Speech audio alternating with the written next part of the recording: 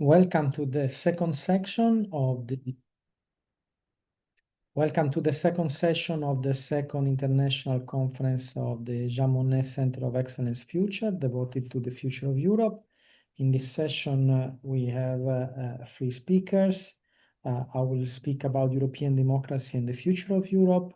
Dr. Amanda Ribichini of the Scuola Sant'Anna of Pisa will talk about European defense, choosing the model, defining the steps. And Professor Tommaso Visone from Link Campus University to speak about democracy in Europe, back to the future. However, unfortunately, Tommaso got sick and couldn't participate today. So he will send his paper for the proceeding of the conference, but unfortunately we won't be able to hear him today. So without any further ado, we can start. I'll share the screen to share with you my presentation that I hope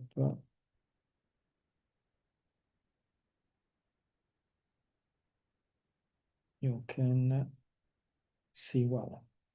So the topic of this presentation of this paper is European democracy and the future of Europe, which is European democracy was one of the 9 main focuses and priorities of the Conference on the Future of Europe.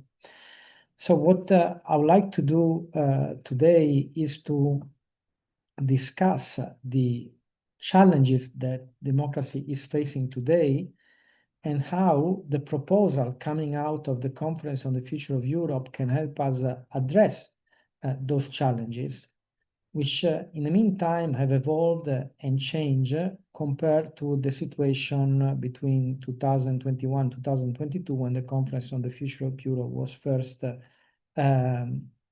took place and prepare its proposals for the future of Europe. So my first issue is what makes a healthy democracy? What do we need for democracy to work? In short, we can say that an effective democracy requires a number of conditions. Some are internal and some are external. First, peace and security. When there is no peace and no security, it's very difficult to keep a democracy afloat. When there is war, fundamental rights are suspended. When there is war, there can be no election. When there is a feeling of insecurity, this is the time when we often, in the history of mankind, found the centralization of power, authoritarianism arising, and so on. So peace and security is an international aspect, but has a very deep impact on the functioning of internal regimes and therefore of democracy. The second one is solidarity and social cohesion. For a democratic system to be accepted and be considered legitimate by the citizen, there must be some level of social cohesion that usually take the form of some form of social solidarity. In Europe, we have developed the so-called European social model or the social market economy, which is an attempt of combining market economy with a high level of social cohesion and solidarity for public policy, health system, educational system, and so on. The third one is growth and the ability to answer the citizen needs. When it's very difficult to maintain a democracy in a country which is so poor, where people don't have the basic answer to their needs. Attempt to create democracy in very poor countries often failed for this very reason. So, but also in more advanced country, when there is a prolonged period of economic decline or stagnation, these are the moments when the extreme parties that support authoritarian rules may have a chance to get into power. So the ability of the political system to respond to the basic needs of the citizen in terms of prosperity, in terms of security, are crucial to maintain the legitimacy of the political system and of democracy itself, which then finally is based on responsiveness and accountability, which means that the leadership, the elected leadership, needs to be responsive to the public opinion, to the public debate, and so on, and accountable to them through the elections. So there must be fair, regular, fair, and contestable elections. So these are all elements. When we have all of these favor participation. These were the elements that were more significant in the most important period of democracy in the 20th century. After the Second World War, we had all these aspects together, and we have very strong participation. On the one hand, this was due to the fact that democracy was newly conquered after the Second World War. On the other hand, because all these elements together were there in, for example, Western Europe after the Second World War. Now we are facing the crisis of the world order. A crisis which is very deep, is structural. This is not a contingent element. It's not something that is going away easily or soon. There are underlying reasons for the crisis of the world order, and this crisis put also democracy at risk. The first one is the changes in the economic balance of power. I would like to be clear. If we look at the economic data, they give us a very clear picture of what's going on in the world. In 1945, the United States were 50% of the world GDP. In 1973, the G7 was created, the club of the 7 largest economy in the world, the 7 most industrialized countries, and they made 50% of the world GDP. Today, the G7 makes about 30% of the world GDP, and the BRICS make 32% of the world GDP. In other words, the BRICS have a larger share of GDP than the G7. So this shows the seismic change and shift in the economic balance of power. However, this is not reflected in the governance of the world, in the international institutions that have been created after the Second World War. In the United Nations, in the IMF, in the International Monetary Fund, in the World Bank, and so on. These are all institutions that are dominated by the West. Like if the economic balance of power was the same as in 1945 or in 1973. But this is not the case anymore. So we have more and more countries that are, in a way, contesting the existing order because they want a seat at the table. And these are not only authoritarian powers. That's why also the narrative that is dominant in the West, that today there is a fight between democracy and autocracy, can help us understand what's going on only to some extent, because within the BRICS, we also have India and Brazil, 2 democracies. India is the largest democracy in the world in terms of population. So it's not an alliance of authoritarian states only. This is true for Russia and China, but not for Brazil and India. But the issue is that these are all countries that believe that they should have a place at the table, and they don't have one in the main international institution. So this change in the economic balance of power is the reason why there is more and more contestation of the existing world order. On the other hand, we have the rise of China and the start of an hegemonic struggle between China and the United States for world hegemony. This is the reason why the US strategic focus has shifted to the Pacific for good. This is a structural element which will not change. And this has created a huge security problem for Europe, because the security of Europe has been essentially delegated to the United States since the Second World War. And today the United States are not willing nor able to guarantee the European security. And this is the reason why in the last 10 to 20 years, we have been seeing a number of wars all around the European Union, in the Balkans, in Middle East, in Eastern Europe, and so on, because the United States are not guaranteeing the European security anymore, and Europeans have not developed the tools in terms of defense and military capacity to ensure the stabilization of the neighborhood area.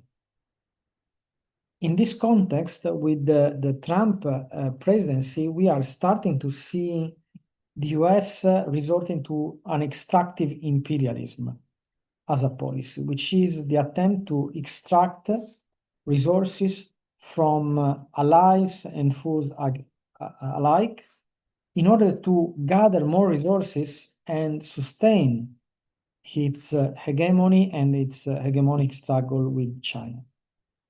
This is what is happening with the tariffs by the US administration against allies like Europeans, Canada, Mexico, and so on, with the threats regarding Greenland to get the rare earth that are available there, or the threat to retake control of the Panama Canal and its revenue and so on. So this is what is happening. With this hegemonic struggle between China and the US, we see power politics at its high again. And this brings an extractive imperialism that is brought about everywhere with different means. China, extractive imperialism goes through the Belt and Road Initiative, through the new international bank by which China finances infrastructure around the world, but this financing is in form of loans guaranteed by those very infrastructure. And if those countries cannot repay, China takes control of those infrastructure and takes control of the country. So we are seeing different ways to extract resources and strengthen their own hand by both China and the US.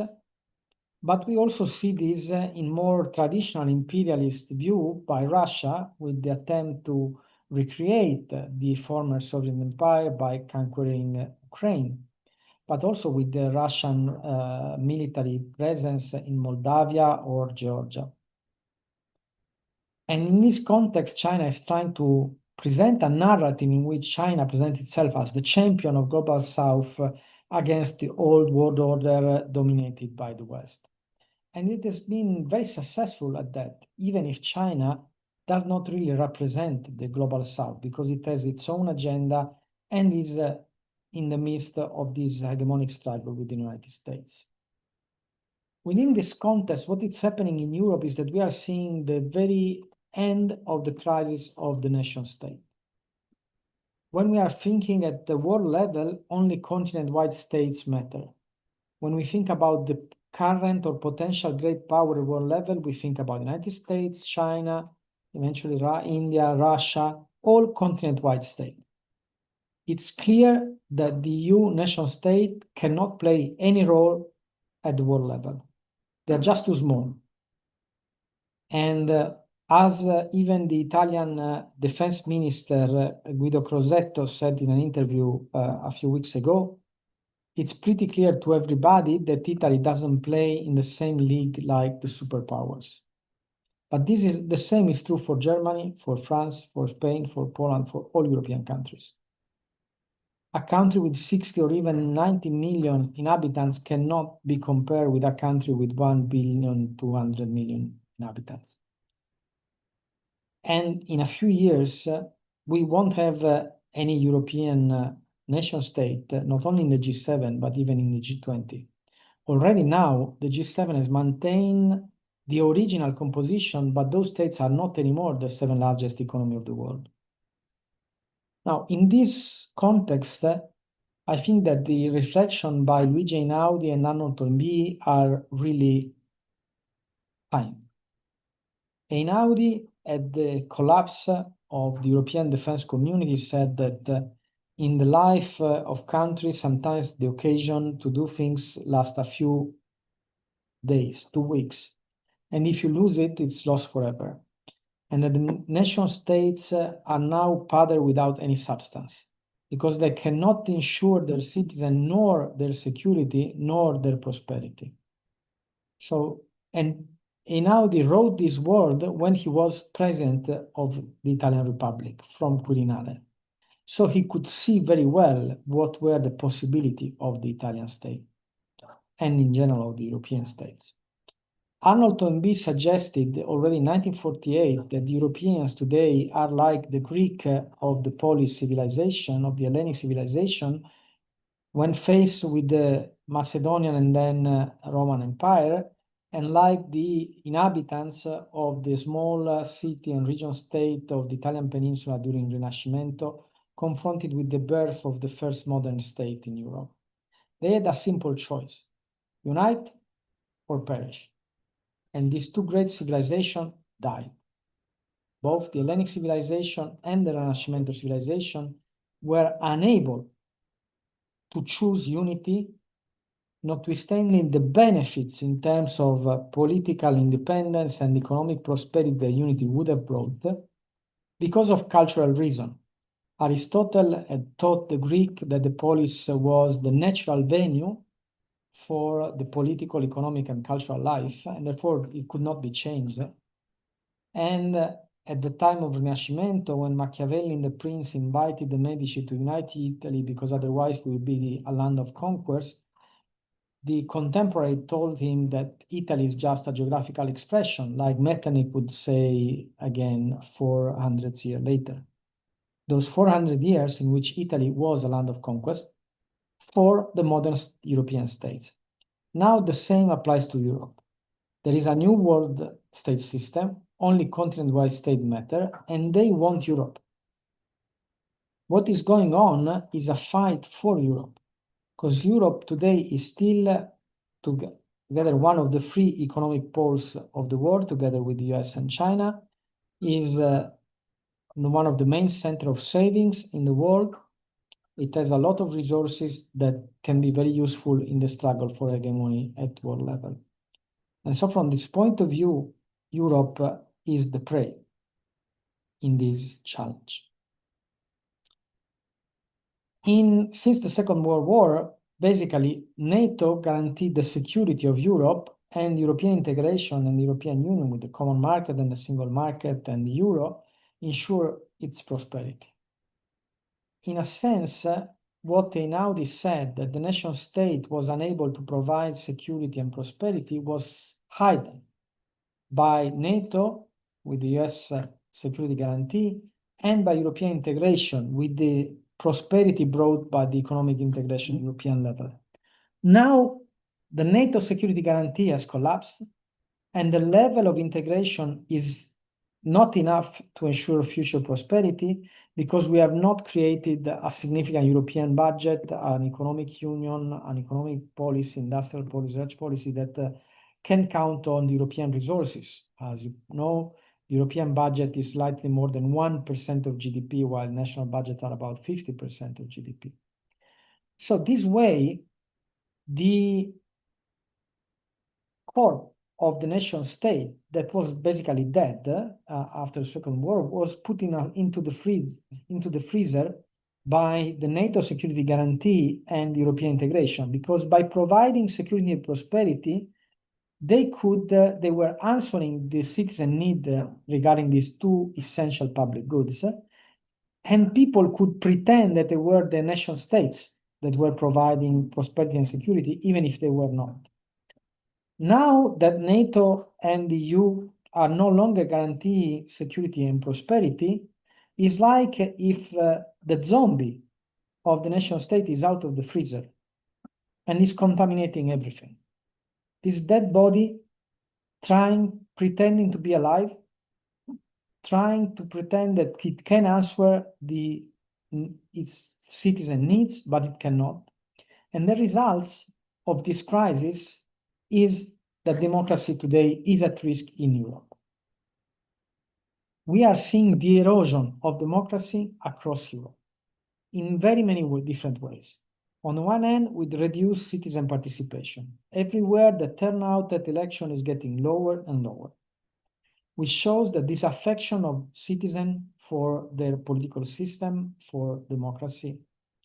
On the other hand, we are seeing new theories about illiberal democracy as proposed by the Hungarian Prime Minister Viktor Orban, which essentially is a way to hide what is in fact an authoritarian term.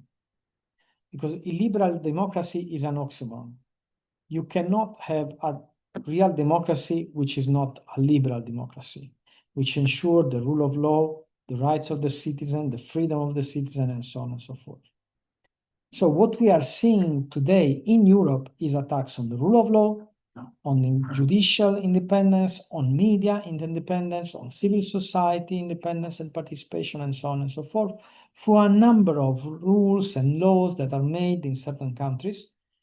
And we are seeing that the European Union, especially the European Union Court of Justice, is trying to fight back, to defend the rule of law, to defend liberal democracy.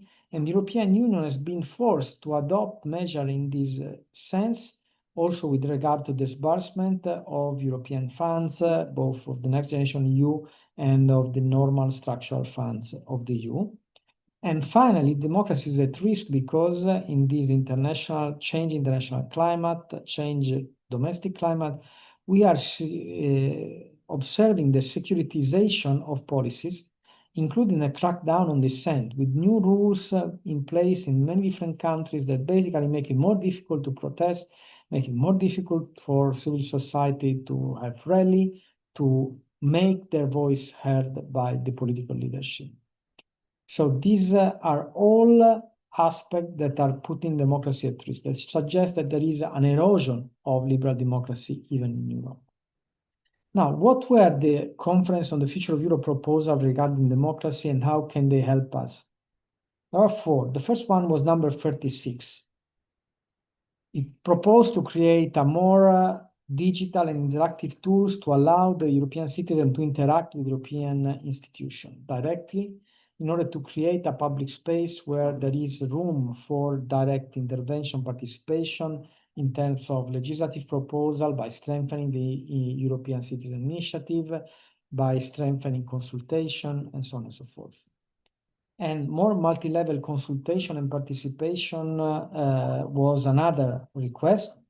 And this was about more consultation and participation, both of civil society, but also of local governments, local entities, and so on, to create a real multi-level democracy, a real multi-level polity, in which the various levels of government and various levels and layers of civil society can be heard and have an influence.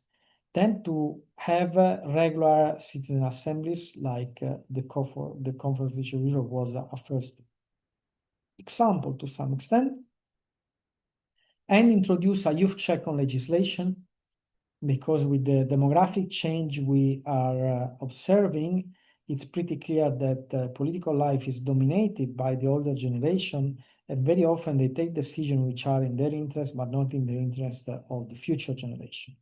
And therefore, having a youth check on legislation with an impact evaluation regarding the impact on young people and in the long run is something that the Conference of Europe proposed with number 36.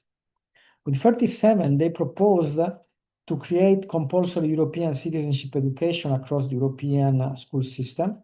This is something we have been discussing this morning with Sara Bertolli presentation.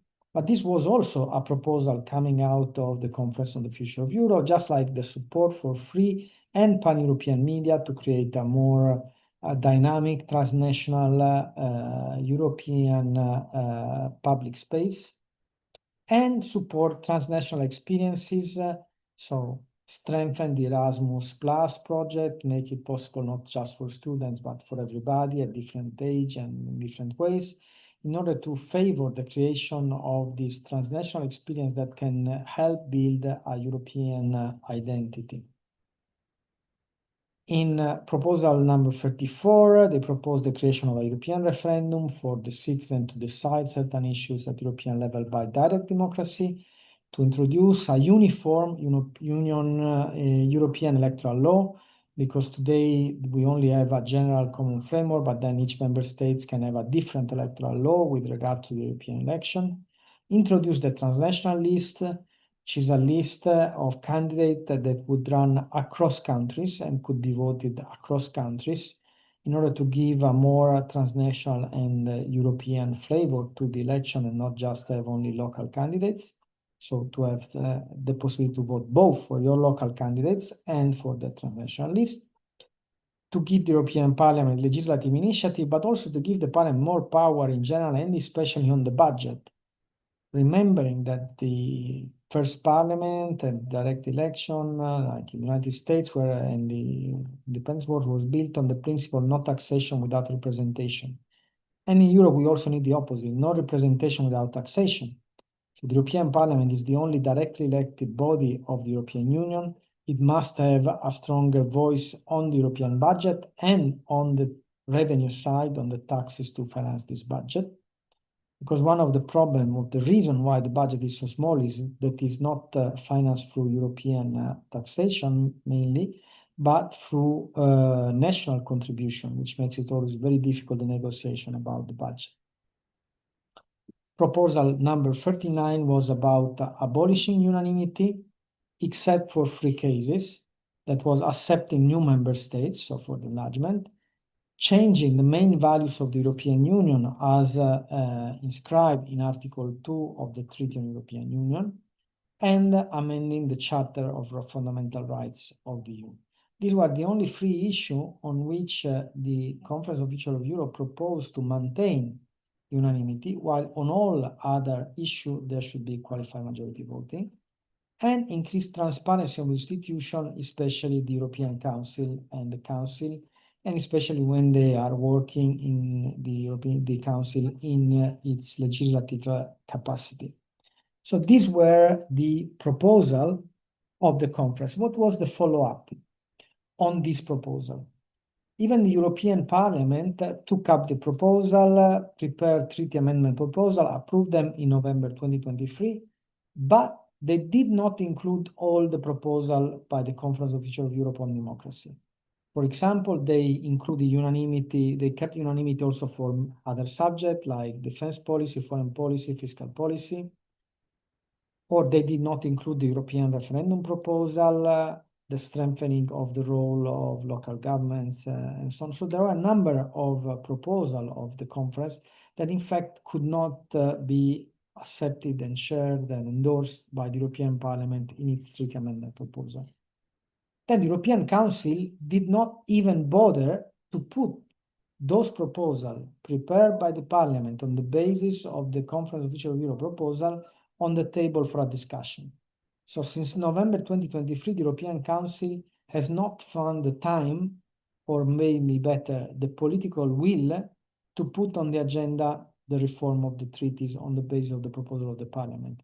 And by the way, the Parliament, this was the first time that was using Article 48, that gives the Parliament the power to start a treaty reform by voting formally for amendment to the treaty and asking the Council, the European Council, to decide by simple majority on that matter.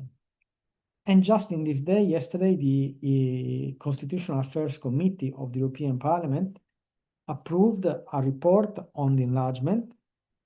Sandro Gozzi from Renew Europe was the rapporteur, which this report asked for some institutional reform to make the Union ready for the enlargement, and this included some of the proposal of the Conference of F'EUture Europe, especially with regards to overcoming unanimity, more transparency, and so on, more power to the European Parliament, and so on.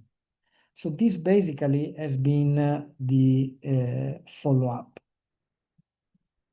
And it's important that also the other proposals are taken on board, because the risk that we are facing is that this erosion of democracy will continue, because unless we strengthen the European Union in terms of competencies and power, or we will not be able to ensure European citizens of security and prosperity. And without that, democracy is at risk both at national and European level. While by providing the public goods of security and prosperity, this help create social cohesion by having the European institution, a European government, which depends on European election, which shows to have responsiveness and accountability, to a larger degree than the current situation, where it's true that the President of the European Commission has been a candidate as for the presidency for the main European parties for the European election. But this linkage between the results of the election and the Commission color is not that clear yet. Also because each member state tend to nominate people from the party which is in government at national level, rather than from the parties that have won the European election that made the coalition to elect the president of the Commission. So we need to strengthen this democratic system, this of accountability, in order to strengthen the perception by the citizen that their vote matters, that democracy is alive in their member states at European level, and that in fact the European Union is fighting to strengthen its democracy at all levels, at European, national, regional, and local level. To do all of that, we need to overcome the double unanimity trap, which is the link to the fact that to reform the European Union Treaty and to abolish unanimity, we need to have both unanimity of the member states government and then to have unanimity in the ratification. Even if the treaty at Article 48 provides that if after 2 years, 4/5 of the member states have ratified, the issue is addressed by European Council. What the European Council can do, nobody knows. The reality is that if a small country does not ratify, it will probably be asked to leave the Union or to vote again, like it happened with Denmark or Ireland with the Maastricht Treaty in 1992. If France does not ratify, like it happened in 2005 on the European Constitution, probably nobody will be willing to ask France to vote again and tell them that they just voted the wrong way. But still, this is the trap. We have a double unanimity trap. And in order to implement those proposals by the Conference of Future of Europe, we do need treaty reform to overcome unanimity, strengthen the power of the parliament, and so on. And so, in order to avoid this double trap, we should think for the next treaty reform to have a final and transitory clause, including a new ratification provision without unanimity. This would not be something new in the history of mankind. Both in the United States and Switzerland, this kind of provision was the way that the move from a confederation to a federation was made. The confederation provided for unanimity of ratification for its reform, but a new reform included a final clause about its own ratification that did not include unanimity anymore, but only qualified majority, and this allowed the new constitution to be ratified. To do that, we need a new system of ratification with a strong democratic legitimacy. And my proposal is to think about a European federal referendum with a double majority requirement, like for the federal referendum in Switzerland, where you need both a majority at the federal level, in this case at the European level. So you have a European referendum, you count the vote. If there is an overall majority of European citizens in favor, it's carried. But this is not enough. You also need to have a national majority in a majority of member states, which means that the vote of the citizen counts twice. First, as a European citizen. Second, as a resident of that country. So you need both to have a federal majority, but also to have a majority in a majority of the member states. If this is the case, the proposal is carried. This way, we have a federal referendum, which recognizes the union as a union of citizens. That's why you count the European majority, but also of member states. And that's why you count the national majority, and you must have it in a majority of member states. At the same time, it's possible that if the European referendum ratifies a treaty reform with this double majority, there may be one or more member states where, in fact, there was a majority against ratification. And what shall we do with them? Shall we force them to implement a new treaty that they did not agree with, that they didn't vote to ratify? Or maybe we can think about a different way to preserve this federal aspect of the Union as a union of citizen states and give those member states where there was a national majority against ratification the chance to vote again, to decide if they want to ratify, because if there was a European majority and national majority in the member states, it's ratified anyway for those countries. But for those who voted against, they should vote again to decide if they really don't want to ratify and prefer to leave the Union, or if they prefer to ratify rather than leave the Union. And in this way, I believe that we are giving each member states both the recognition of its sovereignty by allowing them to decide if they want to ratify or not, if they want to remain in the Union or not.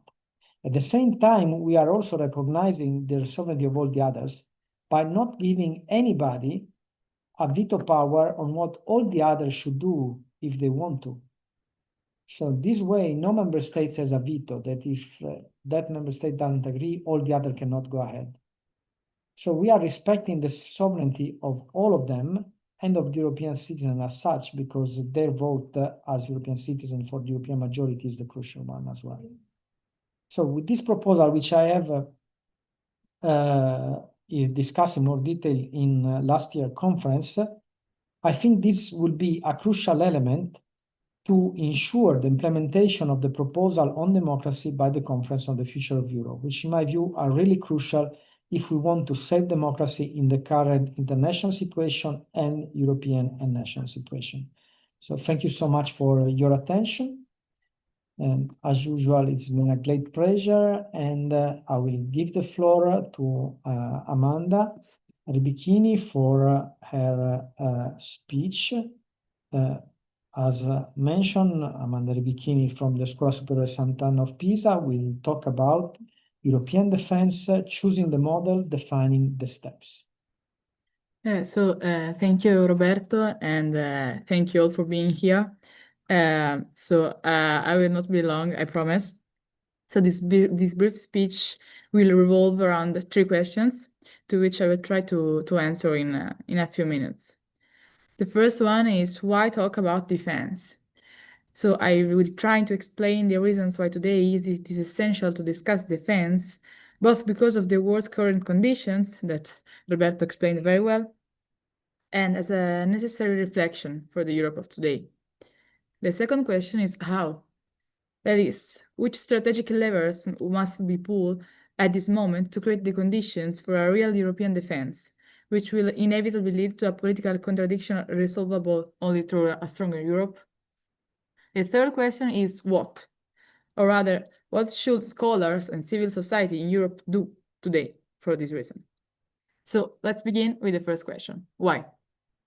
So we will try to answer this question by starting from the history of Europe, moving to the European scenario of today, and concluding with a global outlook. So we know that the European Union is a pacifist project. So the ultimate aim of Europe is to pursue peace. But we know that in order to pursue peace, it is necessarily required are institutional constructions. So how can we obtain it? What does European defense play in order to construct these institutions? It is essential in various aspects, which I will attempt to set out, even though they are really interconnected. The first point is to highlight that defense is one of the most sensitive issues for national sovereignty, along with control of finances. Roberto just said about what is the European budget today. Touching defense, therefore, means entering on the earth of nation state. This is why it's so sensitive. However, especially at this historical moment, it is clear that it's also one of the weakest points. National sovereignty, in particular in Europe, it is undermined by the global geopolitical scenario, shifting balances, and new threats. Sovereignty is the area in which the power of member states is no longer real because it is no longer effective. To use Altiero Spinelli, one of the European Federalist founding fathers, words, the national states of Europe continue to possess and employ armed forces as if they could truly ensure the defense of their own country. This is therefore what the Federalists talk about abusive sovereignty. The state continues to exercise it, but the power is no longer real, only superficial. Again, Altiero Spinelli said, for Europeans who have every need for a serious defense organization, national armed forces are now useless. They only serve to preserve the political and social privileges as a thin layer of generals and politicians. These men know full well that, in case of necessity, they can no longer assume the defense of their own country, but they do not care. They speculate on national military traditions, on citizens' patriotism, on the interests of traditional army suppliers, in order to hide the humiliating reality, to preserve and develop national armed forces, essentially to safeguard their honors, their authority, and abusive power. So we're talking about honors, authority, and abusive power. And this is like the core of Spinelli thought about national defenses. And he wrote these words in 1956, so almost 70 years ago. Yet they sound very familiar today. This abusive power prevents national defense from having a real deterrent role. What is deterrence in one word? It is the power to discourage harmful action out of fear of punishment or retaliation. If there were a real European defense, great powers, Russia above all in this moment, would not act with such impudence on European soil. Today, European defense is more necessary than ever, precisely in order to avoid using it. This is even more true today in today's interconnected world. The Western-centered international order is declining, as Roberto just said about the G7 and the BRICS relationship, leaving more room for competitive nationalism. Russia is the clearest example, with the war of Ukraine entering its fourth year, hybrid attacks on other European countries, and the stationing of troops in Transnistria and Abkhazia, treating Moldova and Georgia. China continues its pressure on Taiwan and its expansionism to the South China area. Meanwhile, the historical life of Europe, the United States, is shifting towards Asia. We know that nowadays the foreign policy of the United States is called pivot to Asia, and progressively disengaging from Europe. NATO's 2024 New Force Model demonstrates this. In case of deployment in Europe, the first 100,000, actually 300,000 troops must be European. Just to recap it in a nutshell, the international, interconnected, and increasingly competitive scenario requires a federal Europe capable of building its own strategic autonomy in order to become a real actor of peace. This strategic autonomy does not yet exist. Defense is a key piece to build it and to force contradictions toward a leap in the political will in European Union. Let's now shift to the how. So, in practice, how to build a European defense. We have already said that defense is one of the core elements of national sovereignty. Maybe for us, in our dreams, it might be created overnight, but it will never be that way. One of the first steps could be a coordinated national contribution supported by European funding. Why joint projects? This is simple. National defenses are inefficient and fail to act as a deterrent due to the political fragmentation and scattered military spending. The European military industry, organized on a national basis, is fragmented and has reduced competitiveness. For instance, European spends about 35% of what the US spends, but expresses only 10% of its capabilities. This means that more than 2/3 of the military spending is wasted relative to actual security output. To bridge this capability gap and ensure greater security in Europe, the way forward cannot be simply increasing military spending on a national basis. The EU spends badly and in a fragmented way. The 27 European defense companies, 20 of them are EU-based, had combined revenues of 130 billion, about half of the US counterparts. Top the 3 US companies alone have revenues equal to all European ones combined. So we see the big difference here. The issue is spend together to spend better and overcome unacceptable waste caused by the duplication. Other information. National champions dominate their domestic markets. In France, the two largest companies account for 69% of national defense spending. In Germany, 70%. In highly specific sectors, such as the production of tanks, for example, barriers to new companies make prices higher and innovation stagnant. However, some joint military projects do exist. For example, MBDA, Multinational Group for Missiles, Eurofighters, Franco-German for tank production, but their scale is very limited. Major trans-European companies represent less than 20% of the total European defense revenues. There are also joint ventures for aircraft production, such as Tempest, for example, and FCAS, but again, they involve only some states. What is needed are larger military industries capable of competing internationally without creating local monopolies.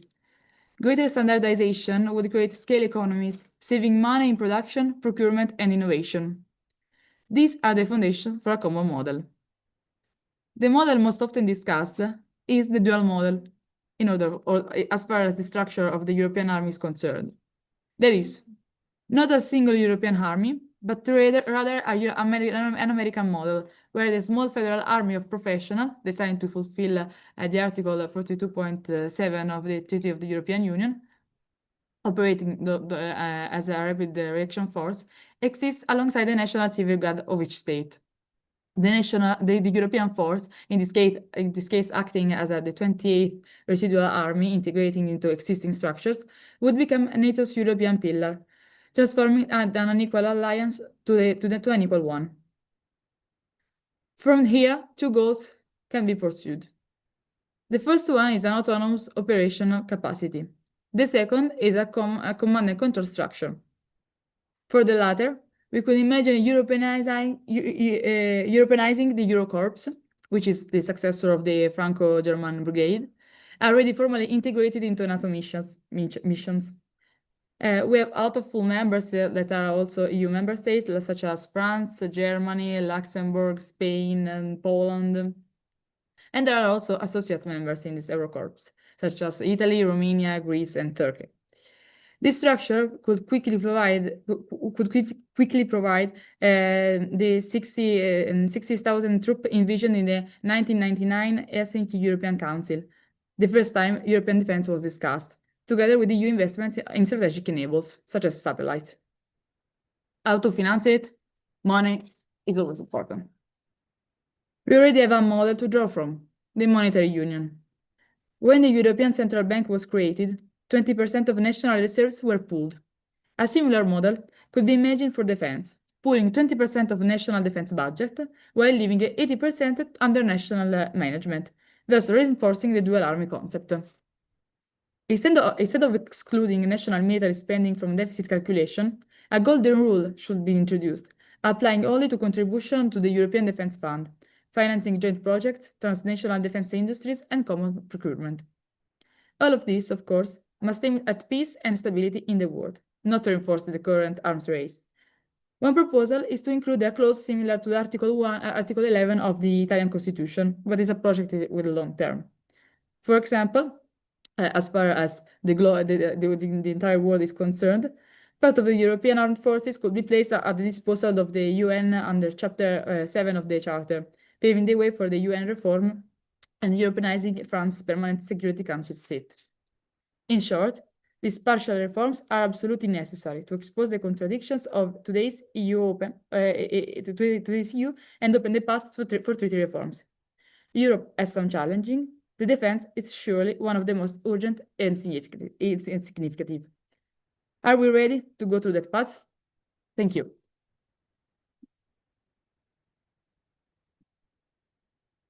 Thank you, Amanda. So I now open the floor if there are questions from the floor or from the people connected.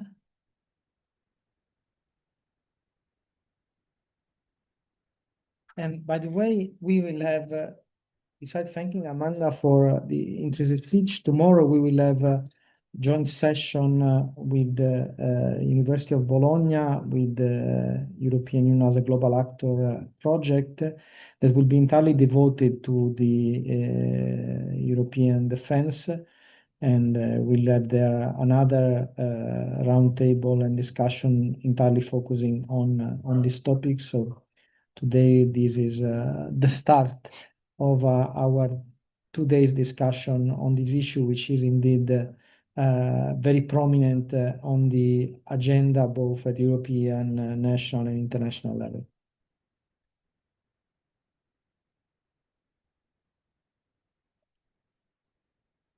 So while you think your question, I would like to pose Amanda a question regarding the two issues that she touched upon.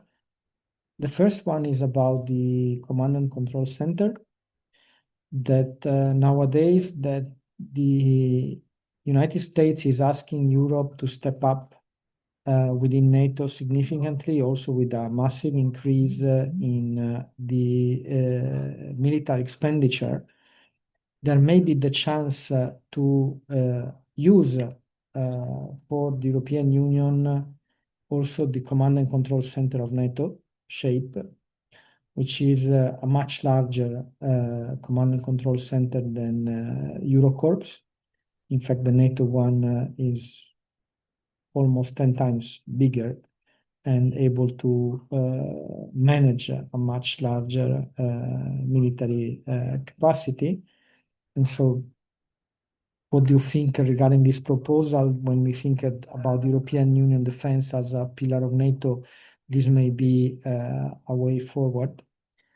Well, This is the first one. I'll have a few others. The second one would be about SAFE and what do you think about SAFE, the new instruments that new debt instrument that has been created by European Commission to support defense expenditure by the member states and by third countries as well, because both Ukraine but also UK and so on can are associated to the SAFE instrument. And finally, about the other projects that and instrument that have been created in the last few years, because after the Russian invasion of Ukraine, a number of instruments have been created at the EU level, and I wonder what you think about them in the context of the creation of a European defense. We had the European Peace Facility, we had the EDIRPA, we had now we are discussing about the European Defense Industrial Policy that is being negotiated, even if now it was supposed to be approved before the summer, but it was not, and it looks like it's a sort of not going anywhere, but it was formally presented by the Commission, and eventually negotiation may reach an agreement. So how do you see this evolving situation at European level? Is it going into the right direction in your view? Okay. Thank you for your questions, Roberto. So I will try to answer all of them. So as far as the command of control center shape by NATO, I think it's the what exactly we need in this moment. So it will not be easy for the European Union to gain a strategic autonomy in this moment. And the construction of the center of command and control, which is completely European in this moment, is realistically impossible, in my opinion. And using the center of command and control of the NATO and taking control about it will be like the best option for both parts. Because, as I said, it is clear that the United States are disengaging Europe and taking the control of the shape will be an essential path in order to demonstrate to the United States that Europe is gaining strategic autonomy without leaving NATO or creating like a breakable fracture. As far as the SAFE is concerned, so I think like common debt is always a good sign, and 150 million for common projects in European defense is great, even though it's just a small part of the whole plan of financing. Let's hope that it's just the first path. We've seen that in these years the instrument of common debt has been used several times, even activating some articles like Article 150 and 22, and bypassing the European Parliament. So, in my opinion, it's a great instrument, but let's just keep an eye about on the European Parliament in order to progress on European integration and building a real industry of European defense without harming our European democracy. As far as all the instruments are created, um, um, I um, I think like you mentioned a lot of instruments like the EIRPA or the European Defense Agency and all this stuff. Like I would like to point out that when this commission was created last year, Ursula von der Leyen and the other commissioners decided to nominate also a commissioner on European defense on the industry of defense, who is Kubilius, but it doesn't lead to a greater financing on defense or financing on the industry of European defense.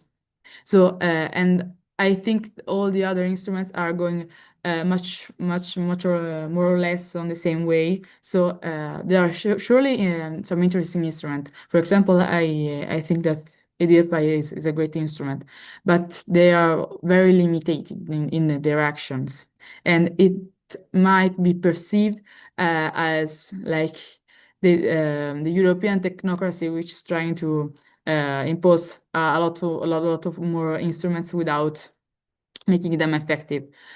Also, the European Defense Agency, which was born a little before, is not so much effective because the resources is very limited.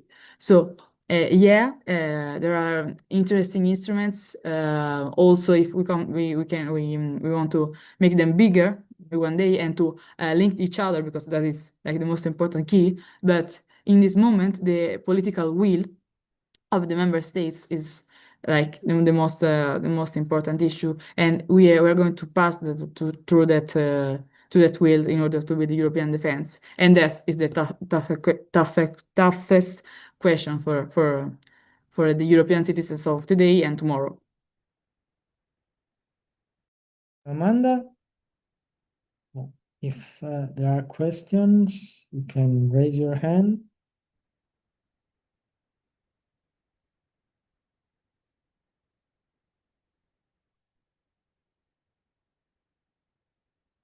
I actually also have a question for you, Roberto. Please go ahead. Yeah, I really like the starting of your speech about how democracy is built on, and I was asking myself about solidarity and social cohesion nowadays in Europe. How do you think, in a more specific way, is the situation about this topic in Europe today? Where are we going? And do you see it like from an optimistic point of view or from a pessimistic point of view? Like we know we have like a lot of people say that the European Union has the best welfare state system in the world, but where is this going? Well, it's true that the European Union, on the one hand, it has basically 9% less, slightly less of the world population, about 18% of the GDP, and almost 50% of the social expenditures of the world. So it's clear that the European welfare state the European social model is the most advanced at the moment in the world. So people should be happy from this point of view, in the sense that in a comparative term, the current system is very good. At the same time, people usually don't think in comparative terms. they think in historical terms. And what they see is that in the past, there have been periods in which the welfare state was even more generous in terms of pension system, of being able of retiring much earlier, and having the health system entirely free, and so on and so forth. So the perception is that there is a shrinking of the European social model to some extent. And this is a problem because, of course, this is an aspect that reduces social cohesion, reduces the legitimacy of the system. At the same time, we should always ask ourselves why this is happening, why we cannot, we seem to be unable to support our social model the way we did before. And in these regards, we have two basic elements. The first one is demography. We have a very strong demographic decline. At the same time, there is a very strong anti-immigrant rhetoric and political fight. And the two issues don't go together. You cannot have strong economic growth when you have every year a reduction of the number of people working and you have lots of jobs that nobody's taking up. Because this is the reality of Europe. When we look at the economic data, it's very interesting. Because very often there is this general comparison of productivity data between the United States and Europe, and the suggestion in the last 20 years the United States had such a larger increase in productivity, we Europeans are not competing and so on. Then there are the comparison between productivity per worker, and the results is about the same. There is not much difference between the productivity in Europe and in the United States. And so the results of the productivity gap that we see in the first comparison is the fact that in the United States, there was not the same kind of decline in number of people working like in Europe, because they had a much greater influx of immigrants than European did. And today, the country that is growing, one of the countries that is growing the most in Europe is Spain. And it's growing the most for two reasons. The first one is that they have an exemption from the European energy market, because France never allowed Spain to join the European grid, because in order to avoid that gas coming from Africa through Spain could go anywhere else, so that the other had to buy nuclear energy from France. But the result is that this allowed Spain to have an exception. And Spain is the country that has invested more on green energy, on renewable sources, which are much cheaper today than oil and gas. So the result is that in Spain, the enterprises, the cities are paying energy much lower than anywhere else in Europe. And this is a great competitive advantage because you need energy to produce and transport everything. And the second reason for the big boost in the Spanish economy is immigration. The Sanchez government has taken a stand on migration that is taking much more migrants than before, and much more than the other European countries. And this has allowed the number of people working in Spain to increase again. And this, of course, has boosted the GDP growth significantly. So this way, it also allows Spain to take more proactive social policy. Because, of course, when the economy grows and the tax revenue grows, it's easier to strengthen social spending than at other times. So we are seeing that growth and the social model go together very significantly. And we need to have growth in Europe to support the social model, our social model. To have growth, we need to implement the Letta report, the Draghi report, have the saving and investment union, the old banking union and capital market union, and so on. We need to have public policy. Especially, we need fiscal power. One of the reasons for the erosion of the tax base and the reduction of social expenditure in Europe has been tax competition. 50 years ago, there was no mobility of capital. Mobility of capital was allowed in Europe with the creation of the single market in 1992. This allowed also enterprises to move much in a way that is much easier. And has allowed fiscal competition to increase dramatically. So we have the big enterprises move their seats in those countries where they can find more favorable tax rate. The results is that there was a study by the Juncker Commission in 2019 that if we were able to have a fiscal union with an harmonization of tax on enterprises at the median level in Europe, so not at the top level, at the median level, this would bring about 250 billion euro of extra revenue per year, only by avoiding tax competition within the EU. And this is revenue that is coming from the huge multinational, not from the small businesses. Because if you have a restaurant in Italy, you are not moving your legal seat to Amsterdam or Ireland or Luxembourg to pay less taxes. But we are talking about huge enterprises that have the ability and the interest to do these things. So basically, you are allowing a handful, a very small number of huge enterprises to exploit this tax competition and taking away 250 billion euro of tax revenue. With 250 billion, you can implement the Draghi report, which suggested that we need 160 billions of extra investment per year for the digital and environmental transition. And you still have 90 billion euro to finance the European defense. So just with this, you would be able to produce the European public goods that we need, and on the other hand, to I think I have a problem with my. Sorry, there was a problem with my computer. And on the other hand, to strengthen growth and also be allowed to have, therefore, more tax revenue for the social system, welfare system. And the other interesting element is in the last few years, the European Union has taken a significant step to protect the social model. If we are thinking, for instance, in Italy, there is a huge debate about the minimum wage.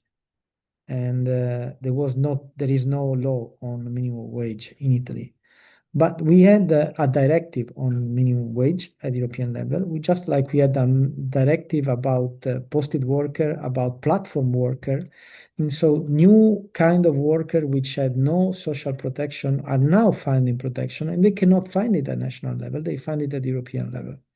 I think this is a very interesting aspect because it can help a wider part of society, worker, trade unions, and so on, to realize that the European Union is not a project against the European social model, but is in fact one of the tools to support and to keep the European social model alive and well.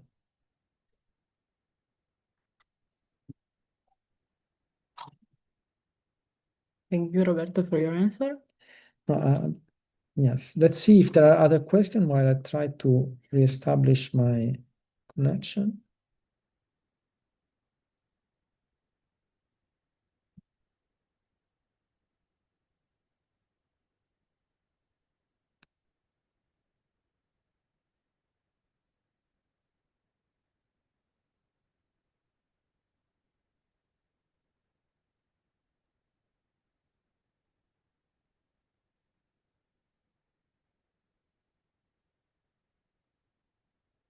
Okay, so if there are no other questions, I think that we can close this session. So because we were supposed to have also Professor Tommaso Visone, who unfortunately got sick, so he cannot be with us today. And he would have also talked about the priority of democracy. So the appointment is for tomorrow at 9 for the first section. and we will discuss about the digital transformation and sustainability. So from an economic perspective in the first session, then we will have the joint session with the EU as a Global Actor Conference of the University of Bologna, in which we will discuss about EU security and defense. And then we will continue in the afternoon at 5 with the last session, which will discuss both economic issues and foreign policy issue, Europe in the world, with Professor Antonella Galletti of Korea University and with Professor Francisco Pereira Coutinho of the Universidade Nova de Lisboa. So the appointment is for tomorrow at 9 with Professor Sabrina Bonomi and the Campus University.